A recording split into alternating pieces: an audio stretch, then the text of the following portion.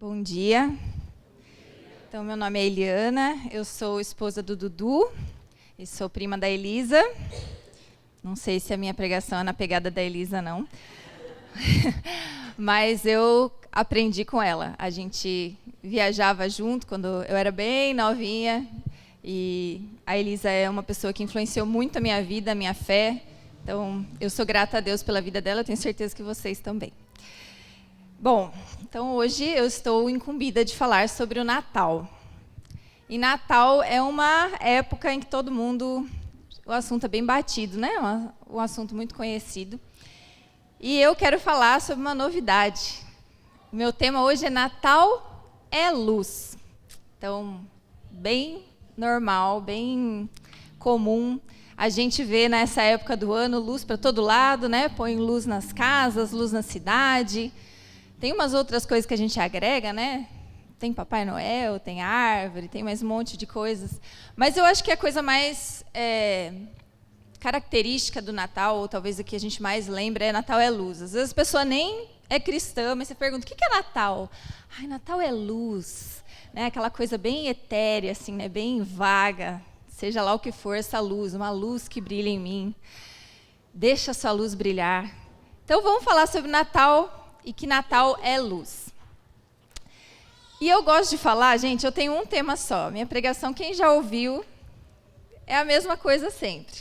E hoje eu tenho a legalidade de falar sobre o que eu mais gosto, que é a mesma coisa sempre. E eu sempre falo do mesmo jeito.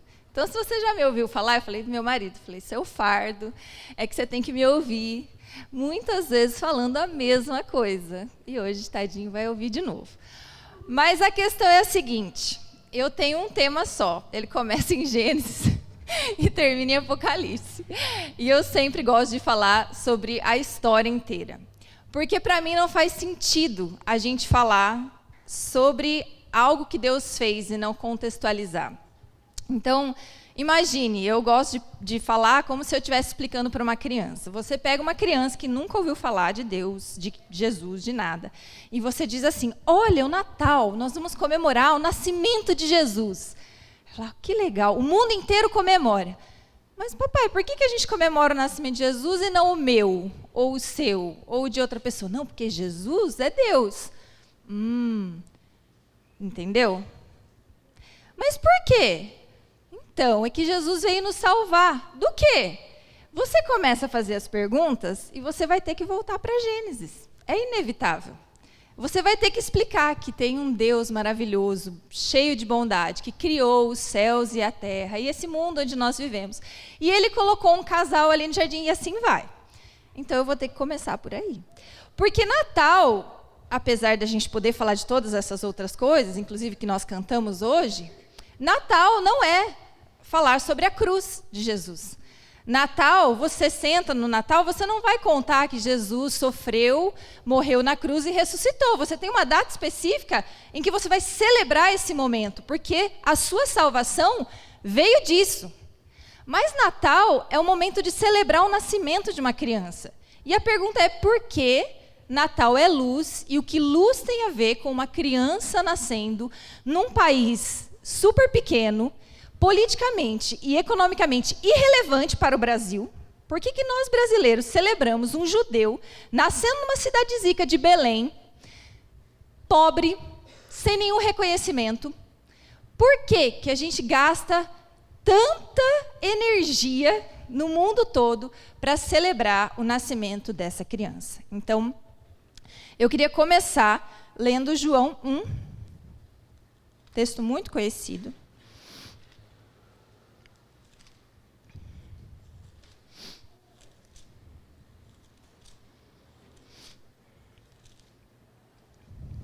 Enquanto eu estava preparando, o meu marido passou perto da Bíblia, aí ele falou assim, você está preparando a mensagem de Natal? A minha Bíblia estava aberta em Êxodo 2. Aí eu falei, tô. Ele falou, você não tem jeito mesmo, então vocês vão entender ao longo da palavra. Então, João 1. No princípio era o Verbo, e o Verbo estava com Deus, e o Verbo era Deus. Ele estava no princípio com Deus. Todas as coisas foram feitas por ele, e sem ele, nada do que foi feito se fez. A vida estava nele, e a vida era a luz dos homens. A luz resplandece nas trevas, e as trevas não prevaleceram contra ela. Houve um homem enviado por Deus, e o nome dele era João. Este veio como testemunha para testificar a respeito da luz, para que todos viessem a crer por meio dele. Ele não era a luz, mas veio para dar testemunho da luz, a verdadeira luz que, vinda ao mundo, ilumina toda a humanidade. O Verbo estava no mundo. O mundo foi feito por meio dele, mas o mundo não o conheceu. Veio para o que era seu, e os seus não o receberam. Mas a todos quanto os receberam, deu-lhes o poder de serem feitos filhos de Deus, a saber, aos que creem no seu nome. Então, nesse texto fica muito claro que nós temos um verbo que estava no princípio, que criou todo o universo, e esse verbo continha a vida estava nele, e a vida era a luz dos homens. Então, aqui nós vemos aquilo que eu falei, Natal é luz. E João começa falando sobre a chegada de Jesus, esse é o evangelho de João. João está aqui dando testemunho para nós, registrando por escrito aquilo que aconteceu com esse homem. E o que ele fala mais vezes, ou mais repetidamente sobre esse homem, é que ele era a luz do mundo. E a luz resplandece nas trevas. Se a gente acender uma luz a mais aqui, talvez não faça muita diferença. Se você acender a luz durante o dia na sua casa, talvez você não veja que a luz está acesa. Mas a luz tem um lugar onde ela brilha, e esse lugar é nas trevas. E a questão do Natal, Deus cria várias celebrações na Bíblia. E por que eu não tenho problema de repetir inúmeras vezes a mesma história? É porque o próprio Deus nos instrui a fazer isso. Ele instruiu o seu povo. Ele deu celebrações específicas e várias vezes ao ano em que eles deveriam reunir a sua família e eles deveriam relembrar aquilo que ele fez. Então, o Natal é um momento de nós relembrarmos. Então, nós vamos relembrar. Por quê que João está repetindo tantas vezes que a luz veio ao mundo e a luz resplandece nas trevas e aqueles que eram seus não o receberam, porém a todos que o recebem têm o direito de serem chamados filhos de Deus. E aqui está toda a história que eu vou contar. Nesse pequeno trecho é toda a história e que por que nós hoje podemos celebrar o Natal. Então eu vou começar em Gênesis. E agora eu vou só contar a história. Então nós temos um Deus bondoso, um Deus maravilhoso, cheio de amor e cheio de poder. Ele cria um jardim perfeito, ele coloca o homem e a mulher ali. E eles têm um relacionamento incrível, um relacionamento invejável. Invejável para quem está de fora. E alguém de fato teve inveja desse relacionamento. Alguém que era inimigo desse Deus bondoso e que sem capacidade de atingir esse Deus maravilhoso, esse Deus todo-poderoso, ele encontra uma maneira de ferir esse Deus, que é atacar aquilo que ele mais ama, aquilo que ele mais valoriza, que é o seu relacionamento com o homem e a mulher ali no jardim. O homem, acreditando nas palavras da serpente, começa a desconfiar desse Deus bondoso, começa a desconfiar que esse relacionamento não é tão perfeito e tão puro quanto ele imaginava. E então o homem toma a decisão de seguir um caminho de independência e buscar o bem para si mesmo a partir daquilo que ele acreditava que era bom, a partir daquilo que ele julgava ser o melhor. E nesse momento há uma quebra no relacionamento perfeito, há um rompimento nesse ambiente maravilhoso criado por Deus. E agora o homem e a mulher não podem mais ficar nesse lugar perfeito e eles são mandados embora do jardim para que um mal pior não acontecesse. Mas nesse momento, eles recebem um frasco cheio de luz. Esse frasco possui uma luz mágica, maravilhosa. E essa luz se chama promessa. nesse momento mais triste da história até aqui, o momento em que o relacionamento mais lindo que existia é rompido. Esse Deus maravilhoso, ele fala, mas nem tudo está perdido. Eu vou te dar uma luz, e você precisa guardar essa luz, porque é a única forma de vocês serem salvos dessa desgraça que acabou de acontecer. Essa promessa é que um dia, um descendente de Eva virá, e ele pisará a cabeça desse inimigo que estragou o nosso relacionamento. Então Adão e Eva saem do jardim com esse frasco precioso, porém é um frasco pequeno e frágil, eles precisam guardar. E qual é a forma de guardar esse frasco? Passando de geração em geração. Esse frasco de luz, ele é entregue cada vez para a próxima geração. Mas eles agora estão infectados com uma doença terrível. Esse casal, além do frasco de luz que eles transmitem de geração em geração, eles transmitem também geneticamente essa doença da qual eles estão infectados. E essa doença, consequentemente e rapidamente, se torna uma epidemia. E essa epidemia, ela toca todo o mundo. Então Deus precisa intervir de uma forma forte. E ele precisa tomar medidas para que essa epidemia não acabe com esse projeto maravilhoso que ele fez. Então nós temos o dilúvio, então nós temos as línguas e espalhar os homens por toda a terra. Mas então, ele acha um homem numa cidade próspera, um homem próspero numa cidade próspera, um homem bem de vida, de uma família importante. Um homem que estava numa cidade que ele não tinha necessidade de buscar outra coisa. Mas ele chama esse homem e diz, Abrão, vem para uma terra onde eu vou te levar. E eu vou te fazer uma promessa. Eu não sei onde estava esse frasco. Mas eu acho que Abraão sabia dessa pequena luz. Porque ele carrega esse frasco com ele. E ele sai dessa terra próspera para uma terra onde não tinha nada. Para uma terra inóspita, uma terra cheia de inimigos, uma terra que não era dele. Ele estava no lugar dele, ele estava prosperando, mas ele sai e vai para uma terra que não é dele, mas que Deus está prometendo. E nesse momento em que Abraão recebe essa promessa, nós temos a formação de algo que é muito importante. Esse é um momento crucial na nossa história, porque a partir daqui, nós temos uma clareza sobre como Deus vai salvar toda a humanidade. Deus faz uma promessa para Abraão, dizendo, Abraão, por meio de você e da sua família, todas as famílias da terra vão ser abençoadas. E com isso ele está dizendo, a salvação do mundo está na sua linhagem. E aqui começa uma separação entre a família de Abraão e todas as famílias da terra. De repente, esse frasco de luz, ele pertence a uma família específica, a uma linhagem específica. Mas não só os homens estão de olho nessa luz, o inimigo também está. Porque se um dia ele derrotar essa luz, esse pequeno frasco, com uma luz muito poderosa, se ele derrotar isso aqui e quebrar isso aqui, ele venceu. Ele não consegue contra o Deus Todo-Poderoso. Mas os homens são corruptos, são falhos e são fracos. E tudo que ele precisa fazer é quebrar esse frasco de luz.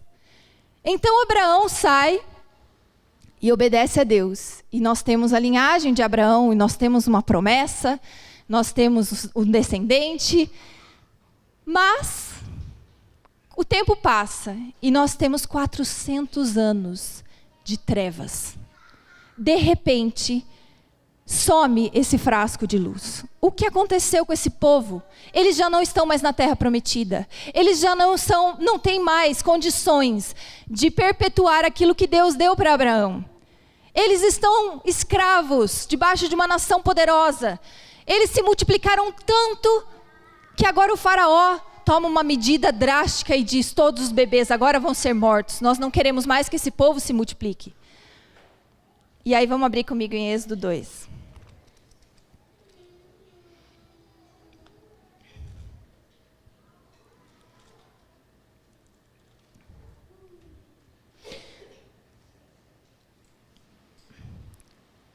Vou começar no versículo 23. Decorridos muitos dias, O rei do Egito morreu, os filhos de Israel gemiam por causa da sua escravidão.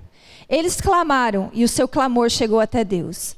Deus ouviu o gemido deles e lembrou-se da sua aliança com Abraão. Eu quero que vocês guardem essa frase.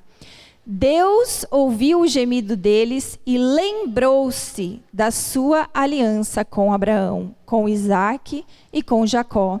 E Deus viu os filhos de Israel e atentou para a situação deles. Deus faz questão de registrar esse versículo. Deus lembrou-se da sua aliança com Abraão.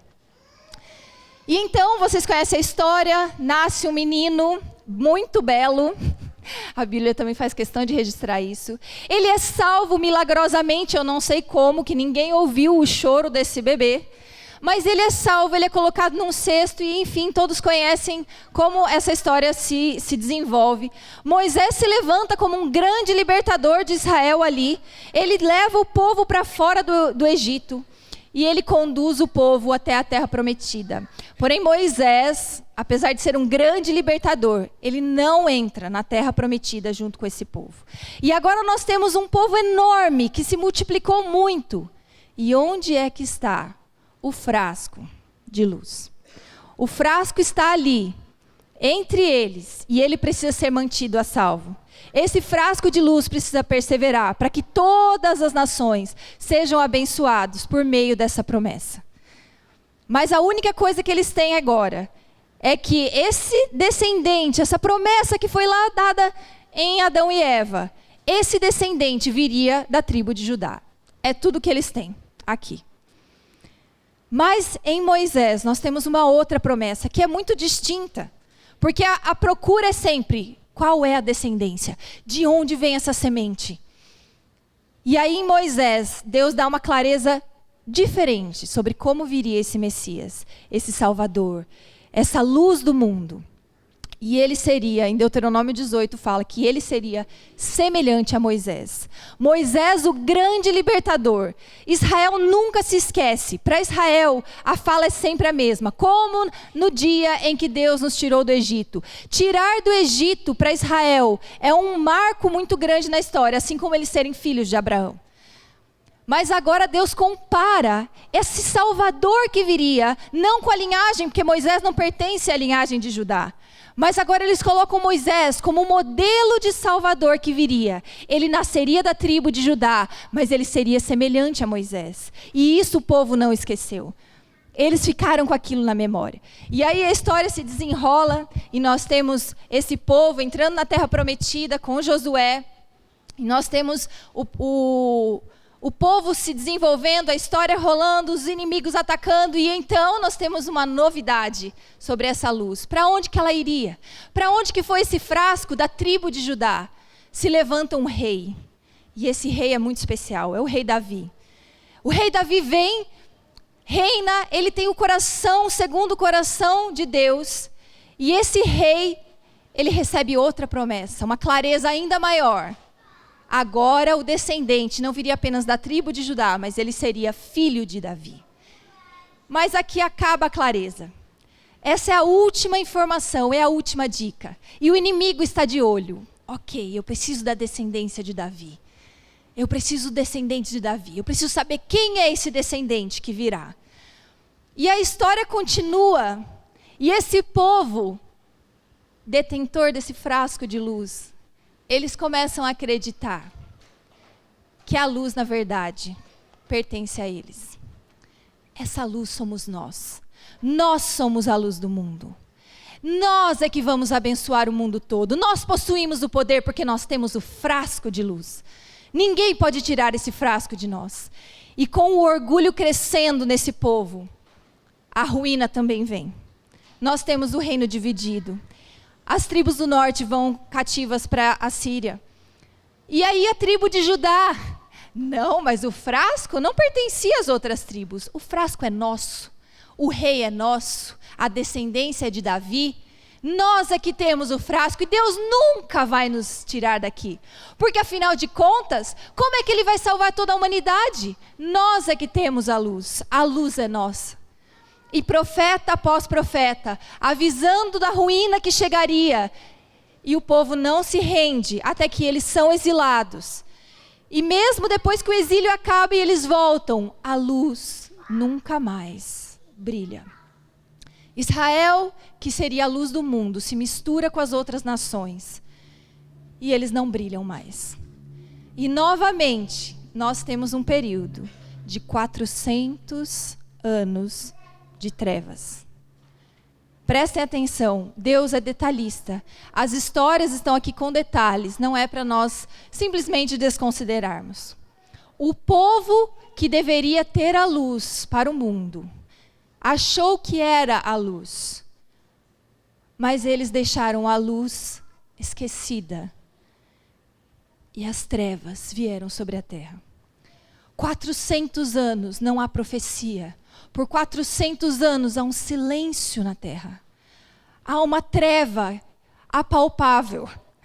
Há uma treva que não dá para ver um palmo na frente, como lá no Egito, como uma das pragas que havia lá.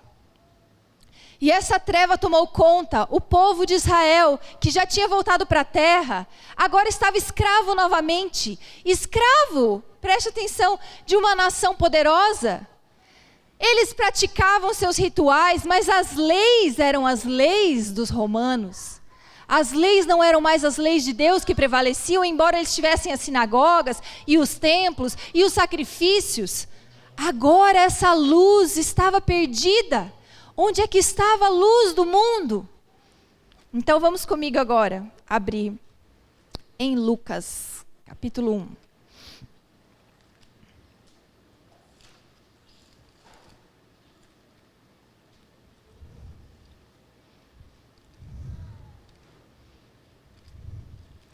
E aí eu vou querer ficar indo de Lucas para Gênesis com vocês.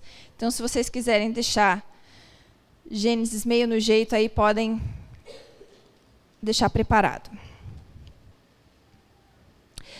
Vou começar no versículo 5. Nos dias de Herodes, rei da Judéia, houve um sacerdote chamado Zacarias, do turno de Abias. A mulher dele era das filhas de Arão e se chamava Isabel. Ambos eram justos diante de Deus, vivendo de forma irrepreensível em todos os preceitos e mandamentos do Senhor. Eles não tinham filhos, porque Isabel era estéril, e os dois já tinham idade avançada. E aconteceu que, enquanto Zacarias exercia o sacerdócio diante de Deus, na ordem do seu turno, coube-lhe por sorteio, segundo o costume sacerdotal, entrar no santuário do Senhor para queimar o incenso. Durante esse tempo, toda a multidão do povo permanecia na parte de fora, orando. E eis que apareceu a Zacarias um anjo do Senhor em pé, à direita do altar do incenso. Ao vê-lo, Zacarias ficou assustado, e o temor se apoderou dele. O anjo, porém, lhe disse: não tenha medo, Zacarias, porque a sua oração foi ouvida. Isabel, sua esposa, dará à luz um filho, a quem você dará o nome de João. Você ficará alegre e feliz, e muitos ficarão contentes com o nascimento dele. Pois ele será grande diante do Senhor, não beberá vinho nem bebida forte, e será cheio do Espírito Santo, já desde o ventre materno. Ele converterá muitos dos filhos de Israel ao Senhor, seu Deus, e irá diante do Senhor no espírito e poder de Elias, para converter o coração dos pais aos filhos, converter os desobedientes à prudência dos justos e habilitar para o Senhor um povo preparado. E aí vocês conhecem a história, ela continua, mas quando eu estava lendo esse trecho, algo me chamou muita atenção. E aí eu quero mostrar a vocês. Deus faz questão de escolher um casal idoso, cuja mulher era estéril. Um casal irrepreensível em todos os preceitos e mandamentos do Senhor. Ele escolhe esse casal para ter um filho cujo nome deveria ser João. Lembrem-se, estamos num período de trevas. Estamos num período de 400 anos, exatamente o mesmo número de tempo antes dos israelitas serem libertos do Egito. Eles estão em escravidão, assim como o povo que estava no Egito. E aí ele escolhe um casal, e se ainda não deu um clique na memória de vocês, ele escolhe um casal idoso, cuja mulher era estéril, um casal irrepreensível em todos os preceitos e mandamentos. E se ainda não deu o clique, a gente vai ver como a Bíblia é exata em fazer a comparação desse casal com um outro casal singular e extremamente importante e significativo na história de Israel. Então vamos comigo, a gente vai comparar agora o versículo 6 com Gênesis 26. Ambos eram justos diante de Deus, vivendo de forma irrepreensível em todos os preceitos e mandamentos do Senhor. Então vamos virar comigo em Gênesis 26, versículo 5.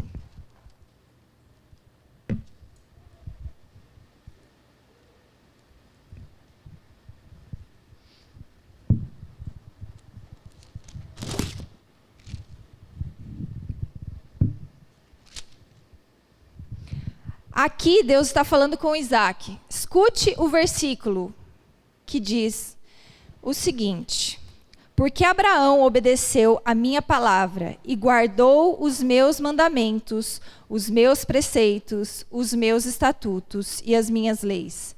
Em outras palavras, Abraão guardou tudo. Ele era irrepreensível. Ele obedeceu a minha palavra, guardou os meus mandamentos, os meus preceitos, os meus estatutos e as minhas leis. Abraão era irrepreensível. No versículo 7, nós lemos o seguinte: eles não tinham filhos, porque Isabel era estéril e os dois já tinham idade avançada. Capítulo 18, abram comigo lá, capítulo 18 de Gênesis, versículo 11.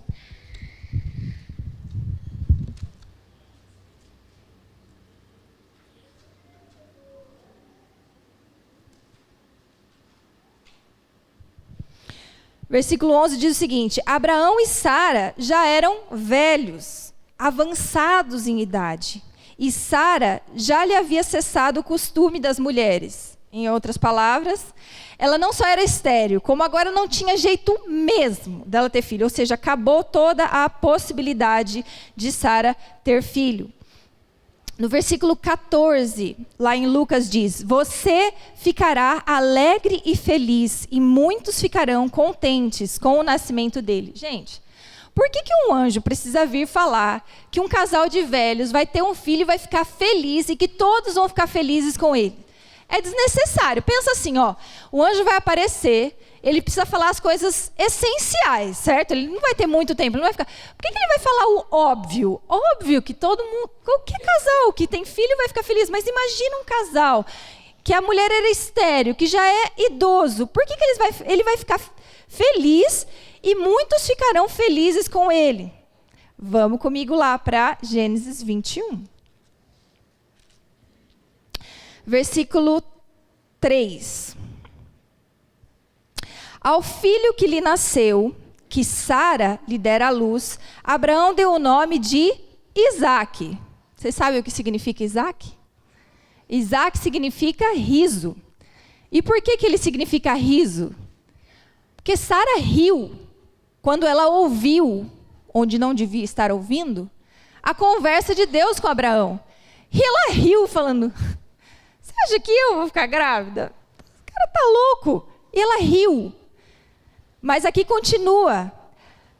Ele deu o nome Isaque. Abraão circuncidou seu filho Isaque quando ele tinha 8 dias, segundo Deus lhe havia ordenado. Abraão tinha 100 anos quando lhe nasceu Isaque, seu filho, e Sara disse: Deus me deu motivo de riso. E escute a próxima frase: e todo aquele que ouvir isso vai rir comigo.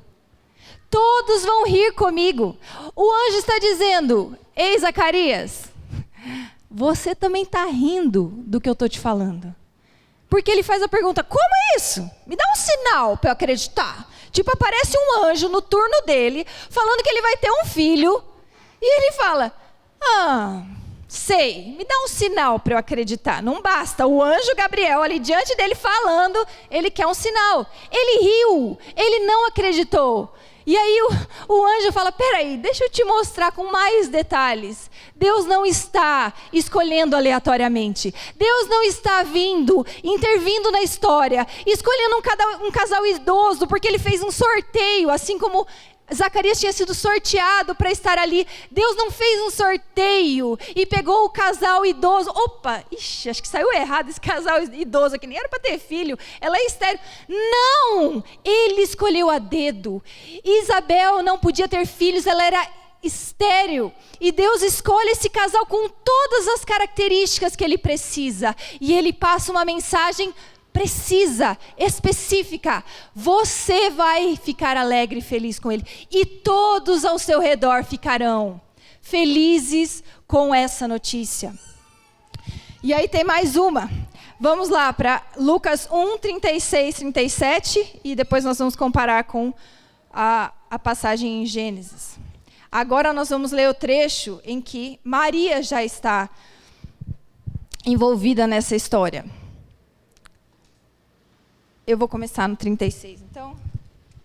Diz o seguinte: Isabel, sua parenta, igualmente está grávida, apesar de sua idade avançada, sendo este já o 6º mês de gestação para aquela que diziam ser estéril. Escute a frase. Porque para Deus não há nada impossível. Agora vamos comigo para o capítulo 18, novamente, de Gênesis. Versículo 13. Vou começar no 13, que aqui é o momento em que Sara riu. Ela falou consigo mesma que era... Você acha eu vou ter filho? Então o Senhor perguntou a Abraão, por que Sara riu? Dizendo, será verdade que darei ainda à luz sendo velha? Por acaso... existe algo demasiadamente difícil para o Senhor? Vocês estão convencidos de que não foi um acaso a escolha de Zacarias e Isabel? E agora eu quero piorar a situação. Zacarias significa Deus se lembrou. Esse é o nome dele. Deus se lembrou.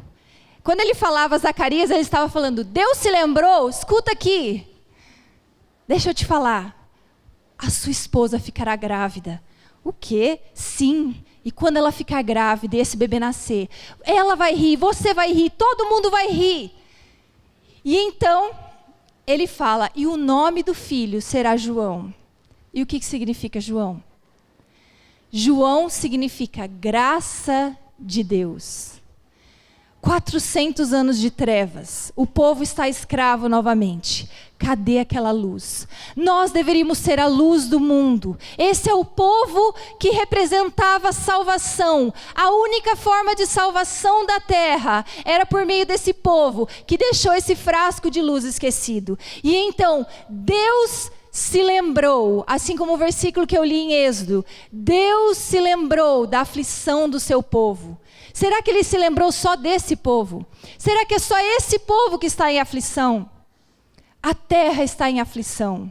O relacionamento perfeito com esse Deus maravilhoso foi rompido e nada pode resolver esse problema. Nem essa nação que foi escolhida pelo pai Abraão, que começou ali com Isaac, Jacó, se tornou Israel, que foi liberta pelo grande Moisés, que teve o grande rei Davi, nem essa nação foi capaz de salvar a humanidade. Mas Deus se lembrou e Ele deu à luz graça. Ele veio por meio da esterilidade de uma senhora e de um homem incrédulo, que não acreditou no anjo, que estava ali querendo um sinal, uma garantia. Deus não precisa de gente especialista e forte que garante a vitória. Ele precisa de instrumentos frágeis, dispostos a carregar um frasco de luz e passar de geração em geração. E ele entra nesse momento e fala com esse homem. E esse homem não crê e fica mudo. E a partir daí, ele traz a graça ao mundo. Deus é cheio de graça e de misericórdia. E aí quando João nasce, eu queria ler com vocês o momento em que ele nasce e o momento em que Zacarias tem a sua língua destravada e ele é cheio do Espírito Santo. Olha o que ele fala. Se vocês ainda têm dúvidas de que essa era a comparação que o autor de fato quis fazer. Eu vou ler primeiro no Cântico de Maria e depois eu vou ler com vocês o Cântico de Zacarias. Eu vou ler o de Maria só a partir... Então, Lucas 1, versículo 54. Amparou Israel seu servo, a fim de lembrar-se da misericórdia a favor de Abraão e de sua descendência para sempre, como havia prometido aos seus pais. No Cântico de Zacarias, ele diz, no versículo 68... Bendito seja o Senhor, Deus de Israel, porque visitou e redimiu seu povo e nos suscitou plena e poderosa salvação na casa de Davi, seu servo, como havia prometido desde a antiguidade, por boca dos seus santos profetas, para nos libertar dos nossos inimigos e das mãos de todos os que nos odeiam, para usar de misericórdia ou graça com os nossos pais e lembrar-se da sua aliança e do juramento que fez a nosso pai Abraão, a fim de conceder-nos que, livres das mãos de inimigos, o adorássemos sem temor, em santidade e justiça diante dele, todos os nossos dias. E você, menino, será chamado profeta do Altíssimo, porque procederá do Senhor, preparando-lhe os caminhos para dar ao seu povo conhecimento da salvação, por meio da remissão dos pecados, graças à profunda misericórdia de nosso Deus, pela qual nos visitará o sol nascente das alturas, para iluminar os que jazem nas trevas e na sombra da morte, e dirigir os nossos pés pelo caminho da paz. Então ele está aqui clamando.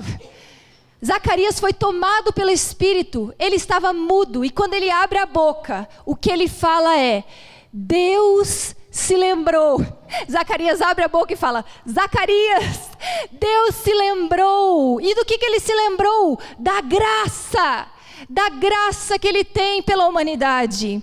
Ele criou a humanidade cheio de bondade e amor. E embora haja uma enorme desconfiança entre nós e esse Deus poderoso, Ele não se esquece. E num período de trevas terríveis, Ele fala, espera, vocês estão vendo o que eu estou fazendo?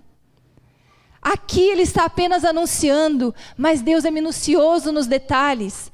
E Jesus, o nascimento dele, é uma exata reprodução do nascimento de Moisés. 400 anos de treva, nasce um bebê, ele é perseguido por Herodes, assim como Moisés foi perseguido pelo faraó. Todos os bebês são mortos, mas Moisés é salvo, mas Jesus é salvo. E nesse momento, olha só que interessante, Jesus é levado para onde? Para o Egito. E aí o profeta Oseias faz uma profecia que Mateus faz questão de lembrar. Do Egito chamei o meu filho.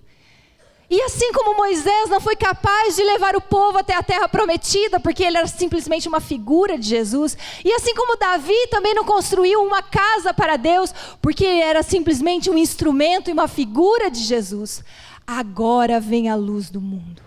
Agora vem aquele que tem o mesmo nome em hebraico de Josué, aquele que leva o povo até a terra prometida, aquele que é a casa de Deus, a habitação de Deus entre os homens.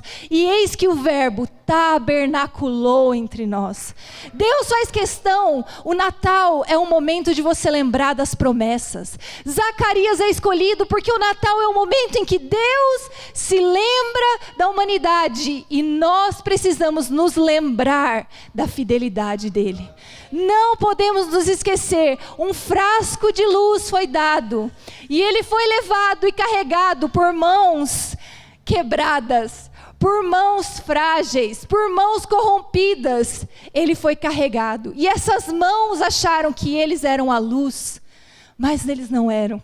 E muitas vezes, nós que recebemos essa luz que veio ao mundo, achamos que também somos ela. Nós somos a luz do mundo. Mas só somos a luz se quem brilha de fato é a luz que está nesse frasco. Nós não somos a luz. E quando nós abraçamos essa missão, como se nós tivéssemos a capacidade, como Adão e Eva, como Israel, ou como tantos outros que se acharam capazes de cumprir essa missão, nós vamos apenas levar o povo à ruína e às trevas. Mas existe alguém que é a luz do mundo, e ele nasceu na forma de um bebê.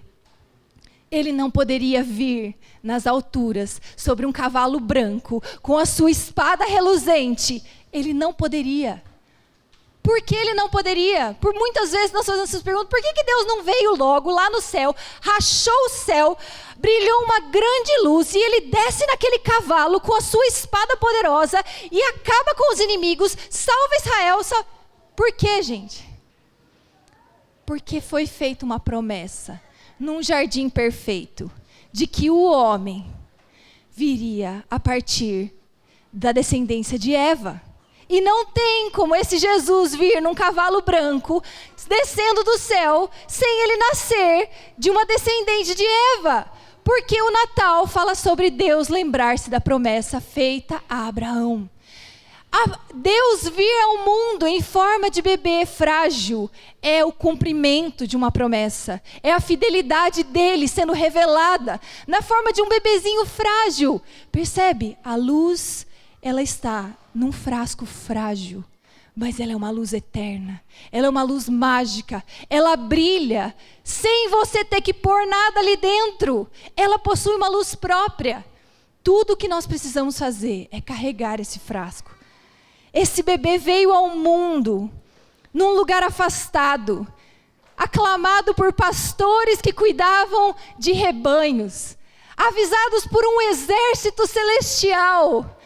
Imagine a visão desses pastores, vendo um exército. Gente, não sei se vocês... Eu cresci vendo a imagem de um monte de anjinhos vestidos de branco, aquela túnica, né, com um monte de harpa tocando, e aí eles anunciam com a trombeta, aquela música linda, né? E aí, olha, nasceu Jesus, e aí começam os cânticos. Gente, aqui está falando que é o exército celestial. O mesmo exército que, se vocês leram o Velho Testamento, acabava com milhares de soldados inimigos. É esse exército que apareceu aqui. Não é uma visão assim, delicada e suave. O general deles estava numa manjedoura entre os animais. Eles vieram aclamar o seu general.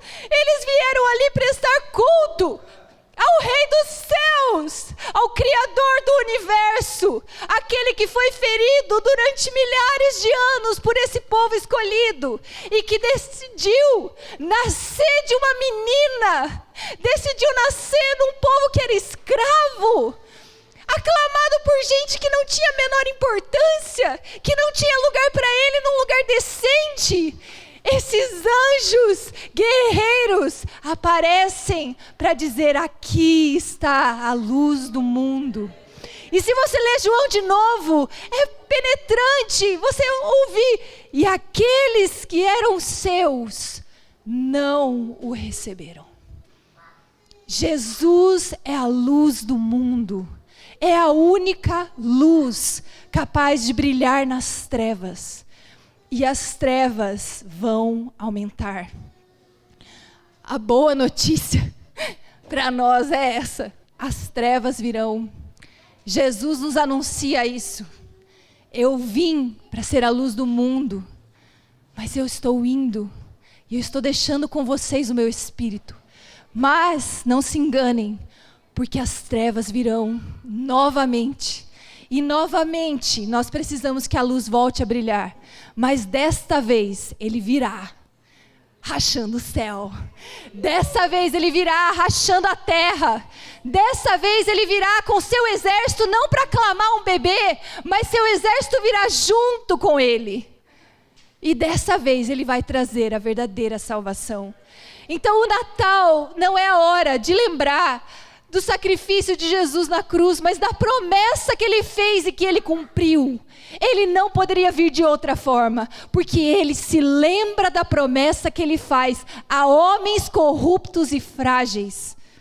E ele chama esses homens de justos e irrepreensíveis, que cumprem todos os seus preceitos e mandamentos. Gente, Abraão não pode ser dito que ele não errou em nada. Ele quase que fez a promessa aí por água abaixo, várias vezes. Abraão ele tentou fazer Deus dar errado, mas Deus é mais forte. A luz prevalece contra as trevas. Zacarias tentou não acreditar, mas deixa eu fazer o negócio dar errado. Mas ele é chamado de justo. Vocês leram comigo? O versículo diz: havia um casal justo e irrepreensível. A luz prevalece nas trevas. Nós temos uma luz que prevalece contra as nossas trevas. Nós não precisamos ser fortes, nós não precisamos ser invencíveis, porque nós temos alguém que é. Esse Jesus que nasceu frágil numa manjedoura, esse Jesus que veio ao mundo de uma forma tão suja, tão pobre, ele veio para trazer salvação para nós, que não merecemos essa salvação. Eu queria ler com vocês novamente, João 1. E eu queria que a gente tivesse fé na parte que cita a nossa filiação, a nossa entrada nessa história maravilhosa, que toca a nós, aquilo que chega à nossa vida.